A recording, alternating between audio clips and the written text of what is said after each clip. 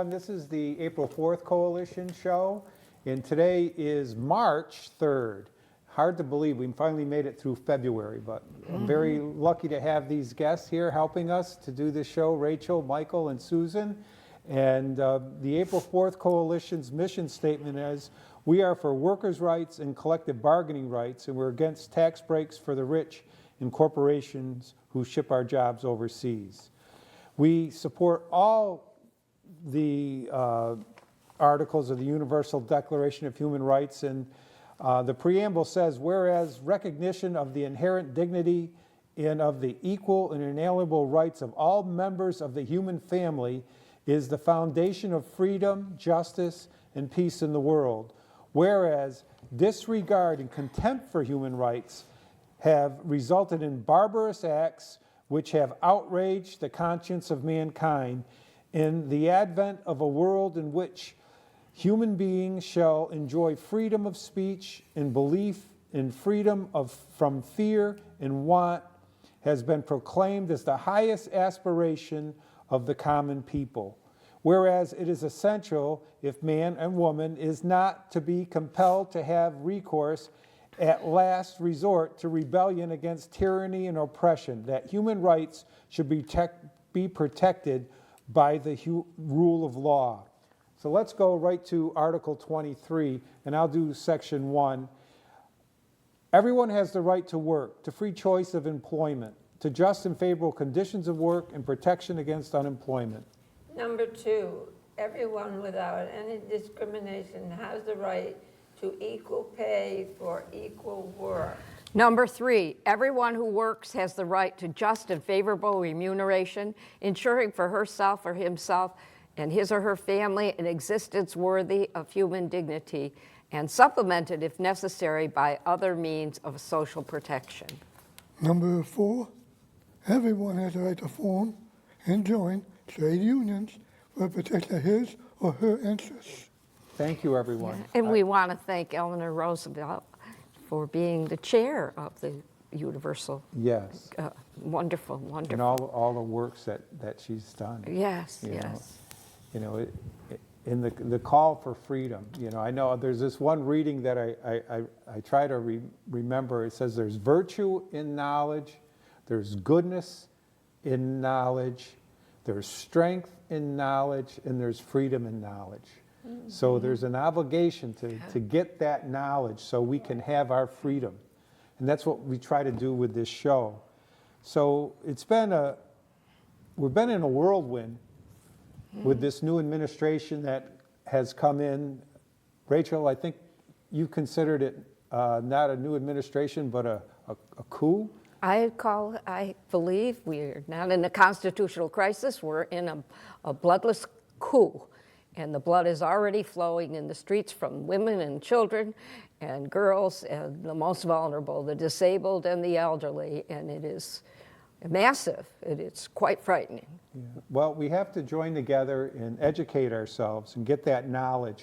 So then use it. And use it, yes. Use it any way we can. Right. I myself, I looked up that that national organization called Indivisible, and I said, hey, sign me up. Let me know when there's a local meeting. And I got an email, I think today, I got an email, and it was from, who was it? Let's see. It was from Greylock. It's called Greylock Together. Mm-hmm. And they're going to have a meeting on Monday, March 17th at 7 p.m. at the First Congregational Church. And I got this yesterday, and they said, by the way, we have folks gathering at the Old Stone Mill in Adams making flags, buttons, and signs for Ukraine. So there are local people organizing, and you should reach out and try to participate. I'm going to. Well, those who remember Eyes on the Prize, which was an extraordinary program on PBS, but also Juan Williams has written a new one, and it's like The Prize, but it's talking about the new civil rights movement that is probably different than anything we've ever seen, because it's going to come, it's not necessarily people just in the streets. With all the social media and everything else, there's all kinds of ways for people to become involved, to save our country and our planet. Yes. So let's go to the first video that we have. We have the Liz Schuler, who's the president of the AFL-CIO, and she did a video 3 weeks ago introducing the Department of People Who Work for a Living. So let's give a listen to what Liz had to say.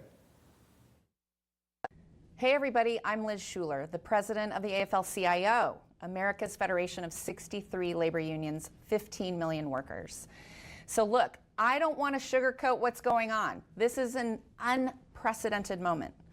And I know for a lot of people, it feels like we're being bombarded with news every hour about something happening in our government, and it's overwhelming at times.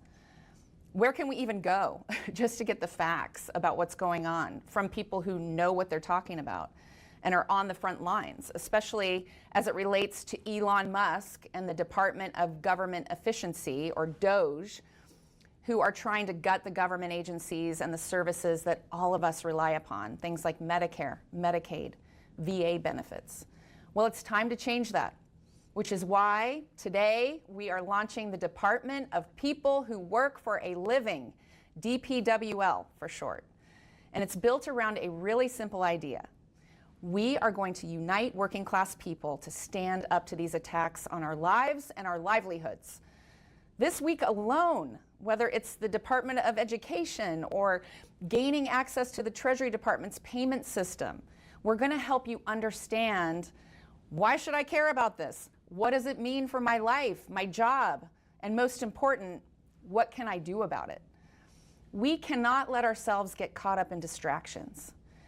There are people who want us talking about DEI instead of the fact they're gutting the ranks of our air traffic controllers, instead of our eggs and grocery prices spiraling out of control, instead of the fact that there are college freshmen, Elon Musk interns, who now have access to your personal financial information and who are stopping government workers from doing their jobs. Now, I've been in the labor movement my whole life, and we've always been about 4 things. Number 1, we don't tolerate bullies. Number 2, we call out BS when we see it. Number 3, we stand up for all working people, no matter who you voted for, what your job is, what your immigration status is. And number 4, we fight for fair deals. Literally in our contracts and in the social contract we have with our country. Like, if we work hard, pay our taxes, do our part, our government will provide the critical services we need. We're not going to let an unelected billionaire break that contract. We're not going to let anyone break that contract. Because as we've seen already, lives are at stake here. But it's going to take all of us, the working class of this country, organizing to fight back. So when a big story breaks, the Department of People Who Work for a Living will bring in workers who are on the ground, leaders from our unions and voices across our movement to help you make sense of what is going on and what you can do about it. And you can get started right now by visiting that link below and signing up to say that you want to be a part of this team. Join the Department of People Who Work for a Living, DPWL, so we can stop Elon Musk and a bunch of billionaires from taking away our rights and our livelihoods. If you're ready to go, join us and let's get to work. That was good. Wonderful. Absolutely wonderful. And adding to organizing is just do whatever you could do. You don't have to go belong to it. As I said, everybody has a gift. You know what to do. I just keep thinking, Trump's musket. I mean, this is just outrageous that a man is in the Oval Office. I got to doing what he's relate a story that my wife told me. We were driving and she told me this. She says she usually doesn't talk to people about politics out there, but she was in line at a store and this man was saying about his taxes, but he's looking forward to next year because his tax situation will be a lot better once the new president goes in, is going to take care of things and everything's going to be a lot better. And she sort of said, I don't agree with it. She goes, you know, sometimes we need a strong man to get things done. And my wife said, "We don't need a strong man, we need a president." Whoa! And he sort of shook his head. But I thought that was a pretty good. Thank you, Sheila. Thank you. Yeah. But anyways, to talk about a president and don't get distracted, but there was a distraction on Friday. It, brought a lot of people to tears. What happened to President Zelensky in the White House when he was cornered and ganged up on bullied. like a bully. He was bullied. Bullied, yeah. So we have a 4-minute segment done by Fareen Zakari, who's really smart on international things. So let's listen to what Fareen has to say about the situation that occurred at the White House.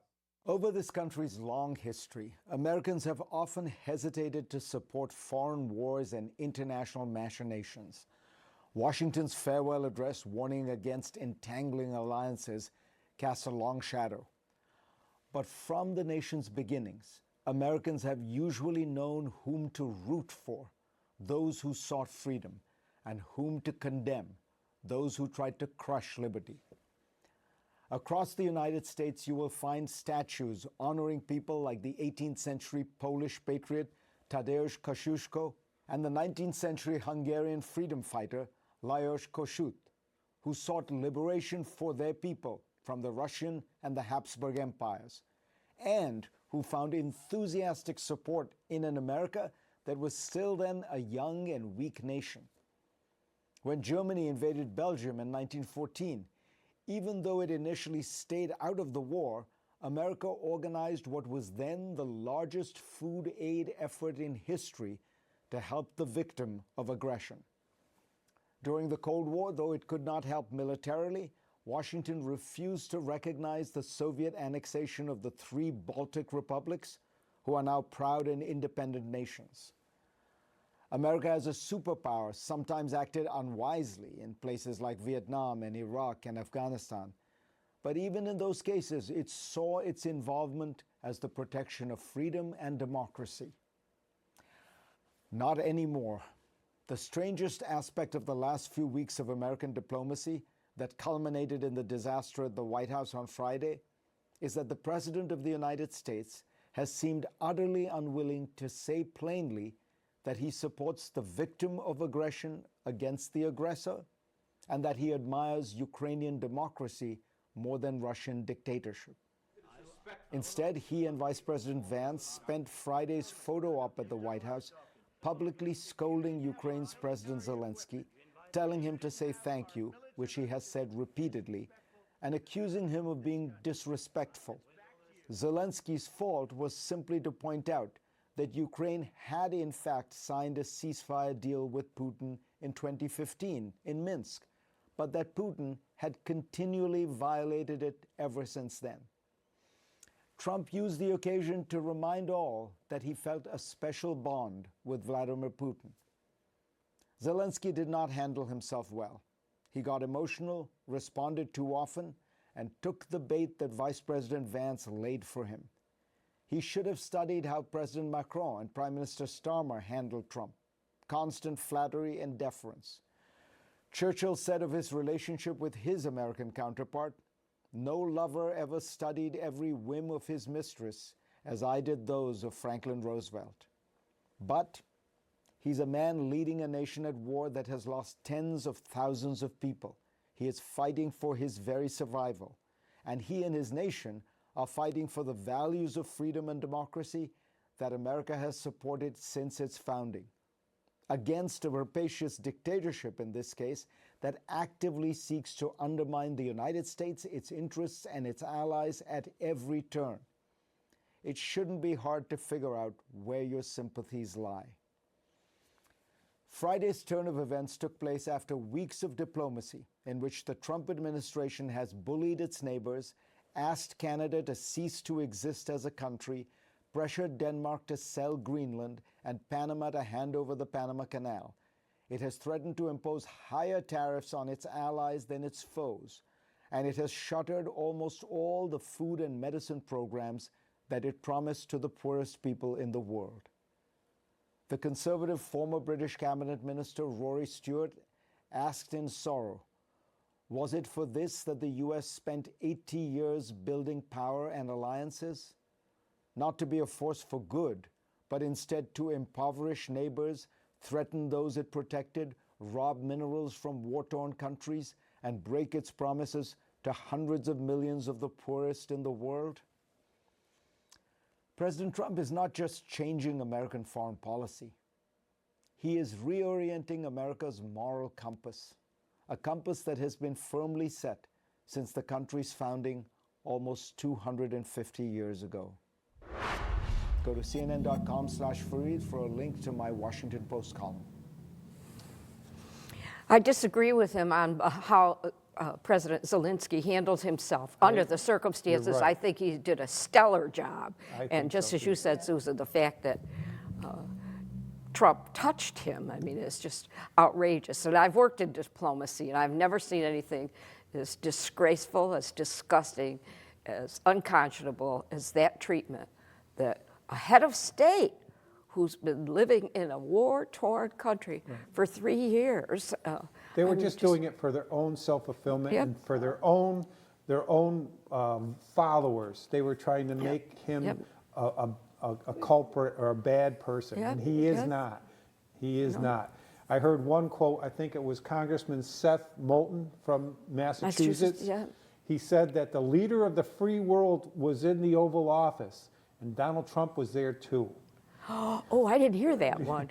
Zelensky is the leader of the free world. Yeah. Exactly. In that situation, in our eyes. So it's just horrible. But I want to hearken back to the campaign that we just went through, the Lincoln Project, which was a group of Republicans who have stood up to Trump. They said they won't have any part of it. And they made this commercial prior to the election. It's called God Made Me a Dictator. So let's look at that. And on the 8th day, God looked down on his planned paradise and said, I need a man to test the will and goodness of a free people. So God made a dictator. God said, I need a man who failed in everything but theft and broken promises to live in a golden palace and convince the poor he serves their needs. So God made a dictator. God said, I need a wicked man to lead the common folk with hatred and fear. So God made a dictator. God said, I need a corrupt man who is above the law and immune from justice. So God made a dictator. God said, I need a man who will use violence to seize power. So God made a dictator. God said, I need a man whose followers will call black white, call evil good, and call criminals hostages. So God made a dictator. God said, I need his political party to obey without question, and the press fear his wrath. So God made a dictator. God said, I need a cruel man who uses his power and position to punish and harm his opposition. So God made a dictator. God said, I need a man who breaks the faith of even his most godly followers and leads them to idolatry. Place him above me. So God made a dictator. And then God said, I sent this man to test you, and until you cast him down, you have failed. So God made a dictator.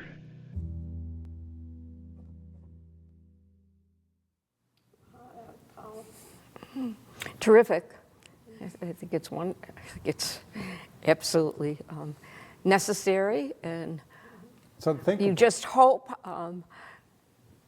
he'll fall on his own sword, and I believe in what goes around comes around. I hope it isn't too long, but this is most dangerous I've ever in my life seen in our country and for the world. And we have to prepare. I mean, the one thing that I've heard people say is you got to take him at his word. You know, he says he wants to take over Canada. He says he wants to take over the Panama Canal. He wants to take over Greenland. You know, he's telling Russia, it's okay, you can have Zelensky, you can have Ukraine, you can have that. We'll take what's around us. China, go ahead, take Taiwan if you want, you know. They're, you know, dealing with dictators. I think that it's a dangerous thing. I have a video that talks about how to be a dictator, and I've broken it up into 3 parts, and I thought maybe we'd watch the first part just to put it in perspective, and then we'll comment on it and see how far we want to go with it. Because I think, you know, we got somebody that wants to be a dictator already. He said he wanted to be a dictator at day one, but that he did 200 executive Orders, orders. yeah, So unbelievable. that's why he just kept putting them out there, one after the other. So let's see how to be a dictator. Let's watch that video. So, you want to be a dictator. You're in good company these days. From Hungary to France, South Korea to Burkina Faso, the world is leaning more authoritarian by the minute. It's a big old party, and democracy ain't invited. Under no circumstances, you are promising America tonight you would never abuse power as retribution against anybody. Except for day one.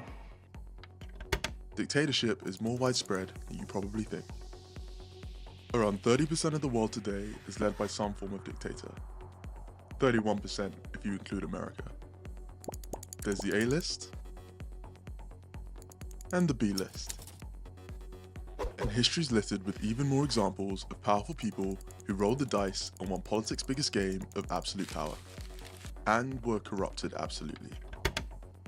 Removing your enemies, weakening instruments of checks and balances, and using the state to consolidate wealth. These are just some of the tools at your disposal once you become the big dog at the top of the hill. And getting there?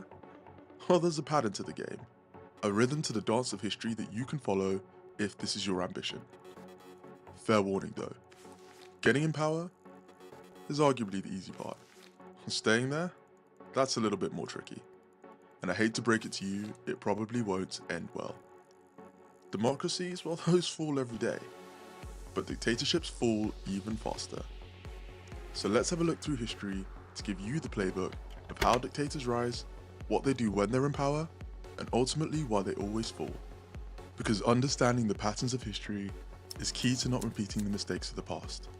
And unfortunately for the evil amongst us, authoritarian rule, like a storm, always passes for sunnier skies. Spoiler alert for the rest of the video. Despite the heavy topics, it does end on a positive note. So stick around for some childlike optimism.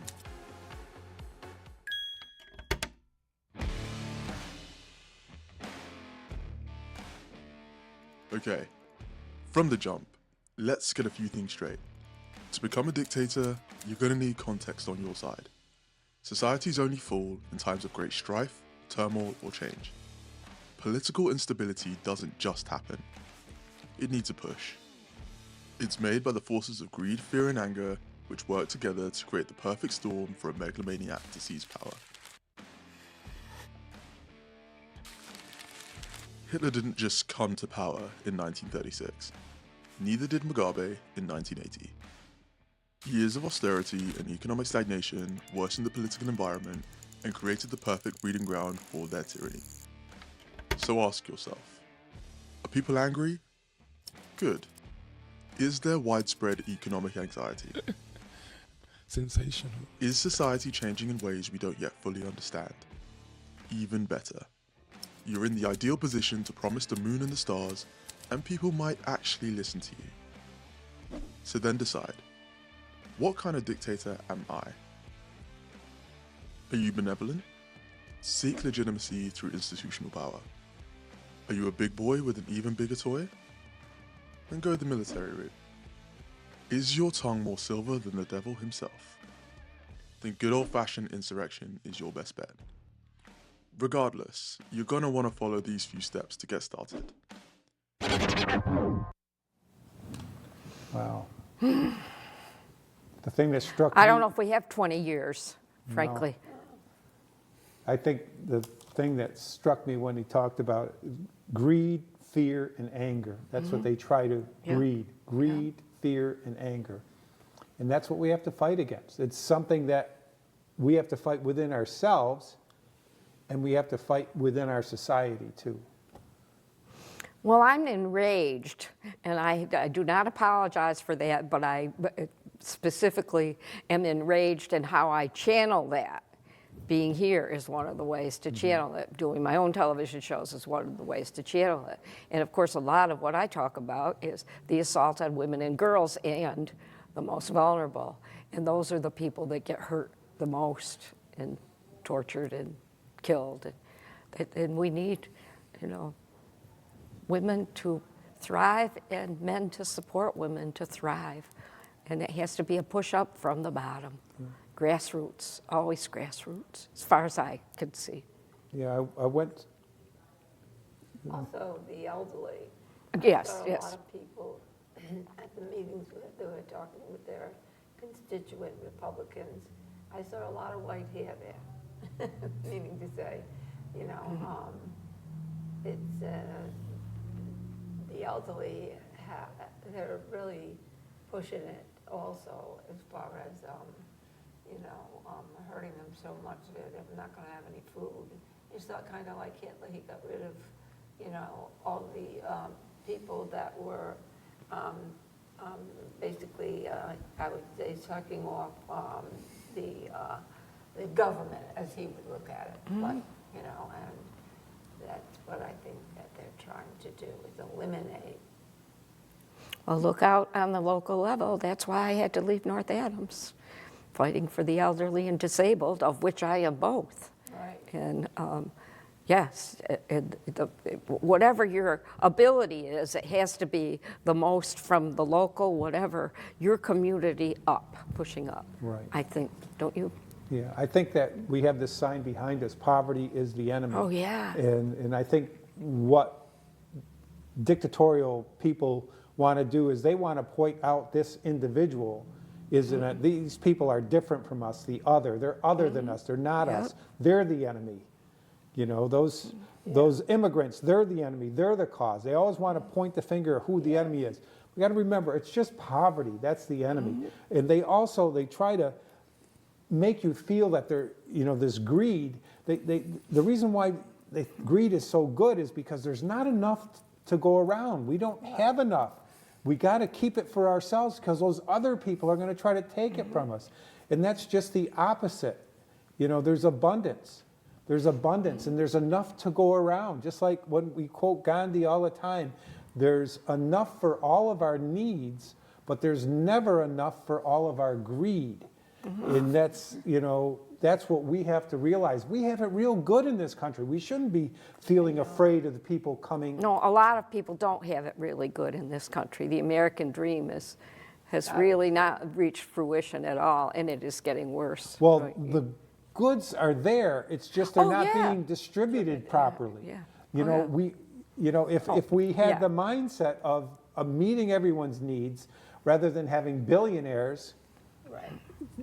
having their own rocket ships and going to different planets and whatever, you know, we redistribute that. They can still be rich. They can be the richest people in the world, but just they have to give enough for everyone else to eliminate that poverty so no one lives in poverty. And the United States has had enough for as long as we've existed to take care of everybody in the Right. world, frankly. We need to, but that's what Yeah. I'm trying to say. Yeah. There's enough to We're go on the same- around. we're on the same right. page. We're not in desperate times, although it seems are. like it.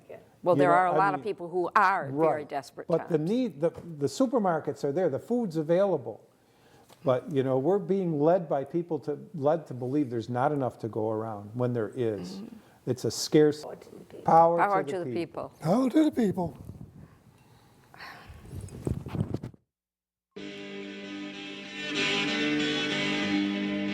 There's power in the factory, power in the land, power in the hand of the worker. But it all amounts to nothing if together we don't stand. There is power in our union. Now the lessons of the past were all learned with workers' blood. The strikes of the bosses we must pay for. From the cities and the farmlands to trenches full of mud. War's always been the bosses'